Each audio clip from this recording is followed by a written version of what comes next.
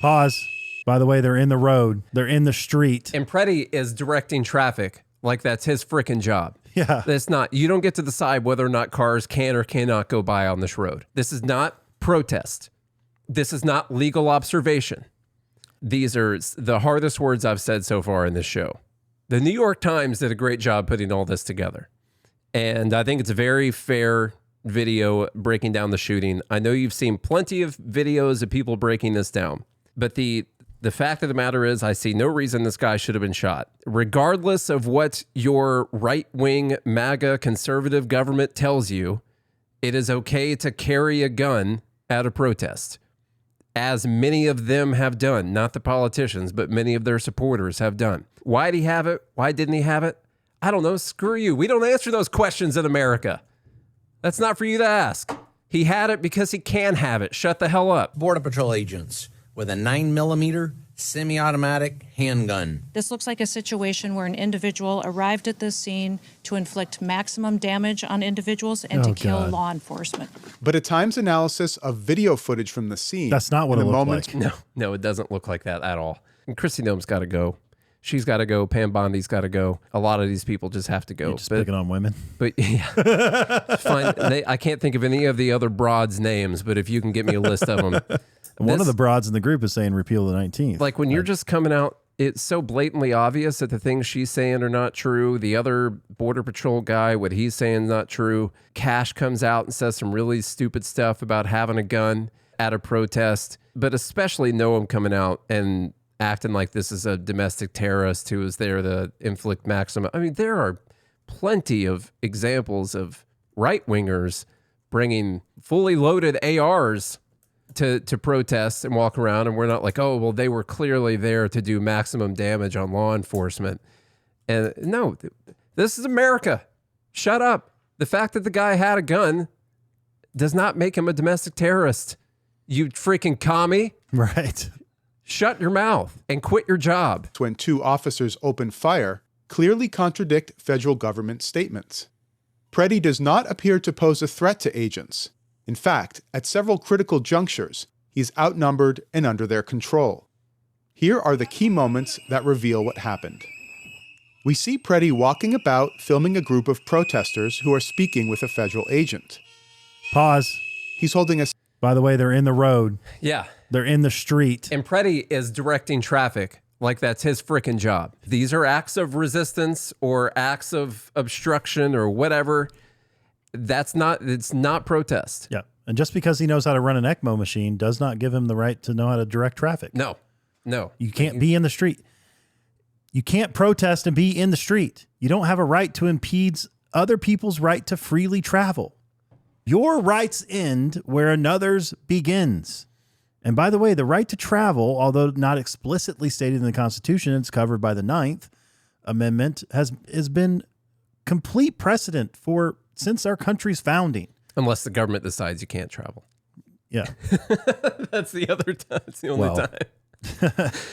I was just saying. Potentially, Yeah, yes. Just saying. It's just over 30 seconds before the shooting when a protester is pushed to the ground. Preddy steps between her and the agent. Now, the pushing of the lady to the ground makes no sense either. I don't care what she said earlier. Maybe she was in your way and impeding and stuff. There's no instance where a law enforcement officer gets to walk up to a lady who's standing on the side of the road where cars are parked and stuff like that, and walk up to her and just push her back into the snow and onto the sidewalk super hard. I'm not okay with that, even if I think these protesters are annoying and I don't like them. And I think, I think technically they're impeding what they're doing. Yes, because I get that. I'm pretty sure the instructions were go over there. Yeah, but that's not an arrest. If she has committed some kind of an offense where she's impeding law enforcement, just shoving someone back as hard as you can is not, I don't think, an official tactic of how you take care of someone that needs to be under arrest. Possible. But I actually give deference to the officers here, which is... You would, statist. No, I'm not saying that, but I'm saying, hey, basically the commands are you can't protest here. You're in the middle of a street. You can't protest in my face. Please back up. If you repeatedly deny those commands, then force is necessary at that point. Same if it were me and you. And by the way, if Nate, if you're in my house right now because I invited you over. But if you start being rude to me and you get in my face and stuff, and I tell you to back up and you don't, and I'm like, hey, back up, leave my house, and you don't, I have the right to shove you. You're in my face. I had to say one more thing again about the whistles. This is like if your neighbor's playing music super loudly, is that like infringing on your rights? You know, this is a stupid, annoying libertarian argument. I think because people are so split on the immigration thing, it makes it difficult to decide what you are and are not okay with.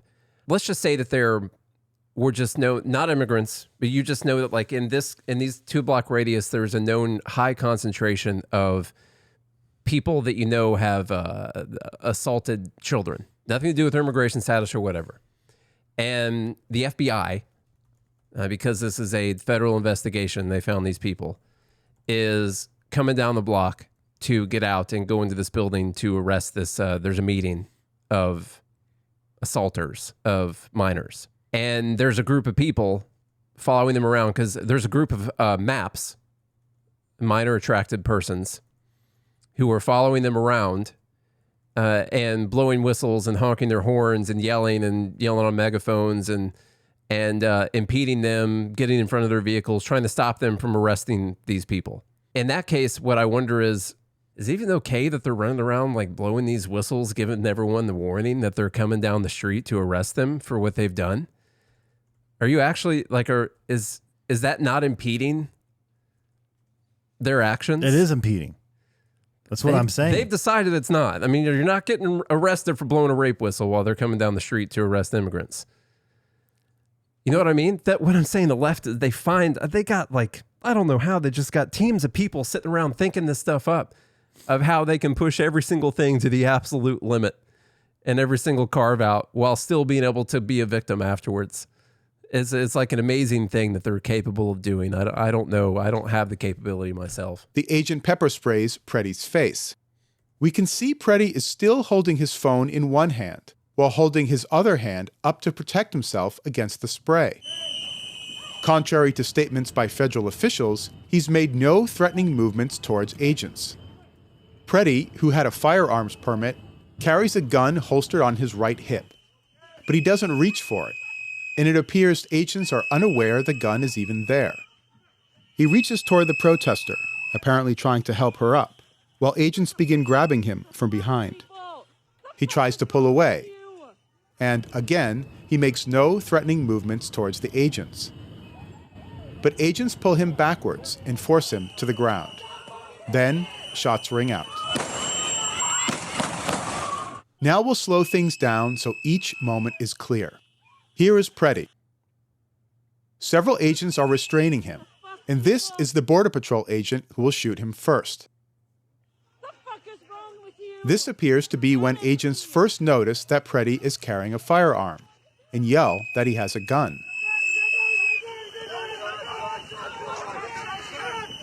Watching the same moment from a different angle, the agent who first pepper sprayed Preddy beats him several times with the spray canister.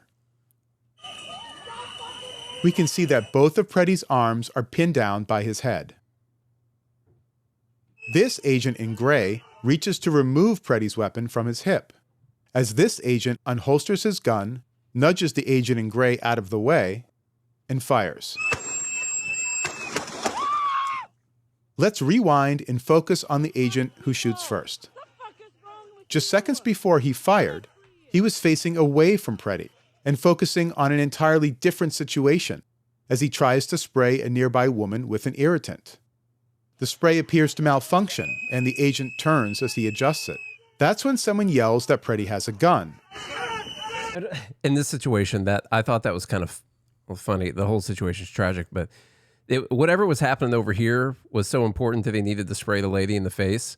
And when his can doesn't work, he's just like, all right, well, I'm just going to turn my back to that and go over here to this situation because I'm like, okay, so it wasn't really that big of a deal then, was it? Yeah. You didn't need to try to arrest that person, nothing like that. Also, it's a lady, You couldn't so spray he's them. like, you know, one person can handle As he this. tries to spray a nearby woman with an irritant.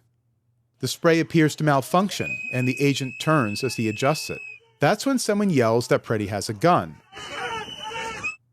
And around 5 seconds after fully turning his attention toward Preddy, the agent draws his weapon and shoots. His arm visibly recoils at the first shot. The firearm has clearly been removed from the scrum when the first shots are fired toward Preddy at close range. But no one knows that. The officer who disarmed Preddy can be seen reacting to the sound of the first shot, looking back toward the skirmish. The shooter was standing behind Preddy and not under direct threat, contradicting statements from Homeland Security officials that he fired defensive shots. He also has a vantage point to see the gun. You can fire defensive shots and not be under direct threat. Yeah, that's true. Okay, so. Yeah. Security officials that he fired defensive shots.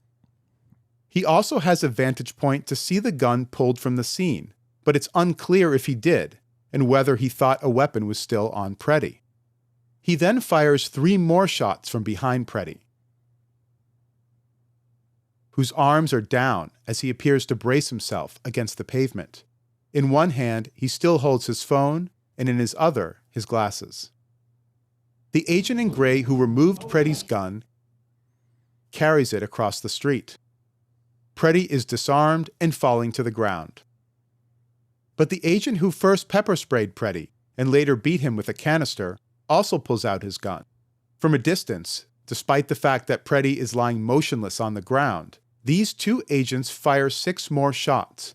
Neither is under threat.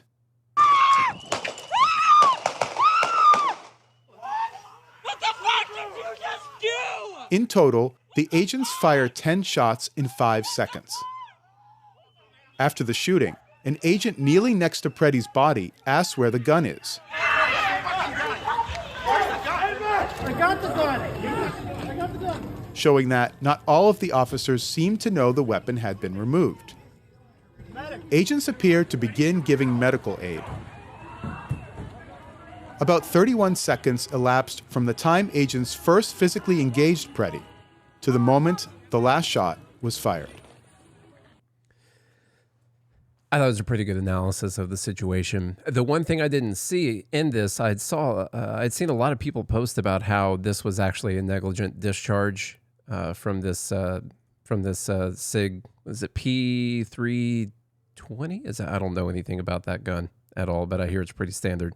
I had heard that it was negligent discharge. I'd seen many videos posted claiming to show that, and that would, that would give more cover, a little bit more cover for the officers because they heard a shot first, and someone's yelling gun. So I think that would be important. I don't think that there was a negligent discharge. I haven't seen any videos actually showing that, and so I think that argument is out. Now, the thing happens so fast, and obviously an agent comes in and pulls the gun from the guy. Now, the guy who shot him seems to be kind of clumsy enough to, he might even have known that was another agent that came. Remember, the thing happens really fast. He could have seen the gun come out and not even realize that it was another guy. I mean, you got 6 guys around there. I can't do math very well, but that's a lot of arms. Yeah, I don't think he had any idea that. Yeah. Plus, they're slowing the video down. The weapon was removed in like less than a second. Yeah. But regardless of all that, like we said, I think legally this guy's going to be fine. And maybe even morally you can say he's fine because he thought that there was a threat. He heard someone yelling gun and he saw a gun come from the guy's waistband. Morally, he could be fine because he saw that happen. The whole thing happens really fast. The agency itself should be able to just come out and say, this was a mistake. This clearly should not have happened. It's not part of our rules that we disarm a guy and then we kill him. That's just not. So these agents were not working together very well. I feel like we should have trained 6 guys good enough that they ought to be able to get a guy on the ground. It seems like our bear spray is expired or whatever. So it's not working very well either. There should be some responsibility taken. And they need to just do an investigation, which I know they are, but it's like they're going to do an investigation of themselves. It's difficult to, like, who's going to do it? The DOJ? Okay, well, that's still them. Yeah. So it's like, who's going to do the the problem thing? when the government investigates the government. So we found no wrongdoing. So then that's why they're like, well, we need to bring these people in front of Congress. Or we need to bring some of these leaders in front of Congress and ask them questions about this. And so then it's at least another branch of government doing some type of investigation. Like people need, at least they need to see that there is accountability for when the government does things wrong, or how you could have better handled the situation if you want to keep being able to do this. These left-wing people, and, just people who are against ICE in general, but you guys know the left, like they're way more willing to go out there and protest stuff. Way more willing. And it's going to keep getting harder and harder. And even if you think you've got the moral high ground or whatever, like, they all get thrown in jail. Yeah, you just don't see the right out there protest. That's because they all get put in jail, dude. Well, that's why they protest. It's just not a big news action because the right generally has a lot of respect for law enforcement. They don't have respect for politicians, but they have respect for law enforcement and military. And so they don't typically go out on and property owners and business owners and homeowners and stuff like that. So they're not getting paid to protest. Yeah, they don't go out and break shit when they go out there. That's why Jan 6 was so weird and why I think it's so easy to be like, yeah, it seems like there was some agitation maybe by other people, because you hardly ever see that. Like there were lockdown how protests. Many of them actually went to jail versus how many BLM rioters went to jail? Oh, I know. That's because they invaded the cathedral. That's why. Like it was an assault on God. We have so much more stuff to get into. Well, this is part one. We're going to do part 2 tomorrow. Okay, so I was going to say we have a bunch of dumb stuff to go into, including some things Trump said, and all sorts of things. Whether or not this guy had a right to carry a gun. What is there an assault on the Second Amendment now? Does the right believe in the Second Amendment? Who knows? And also, there's more to discuss on all of this, but we're out of time. I want to cover how many deportations have actually happened, how many can possibly happen, how many people are actually here that they think are violent criminals, and what some other avenues could be. Rand Paul's had a plan. I've got a plan also. It involves, first, targeting the criminals, second, targeting people that are on welfare. Sounds like a good plan.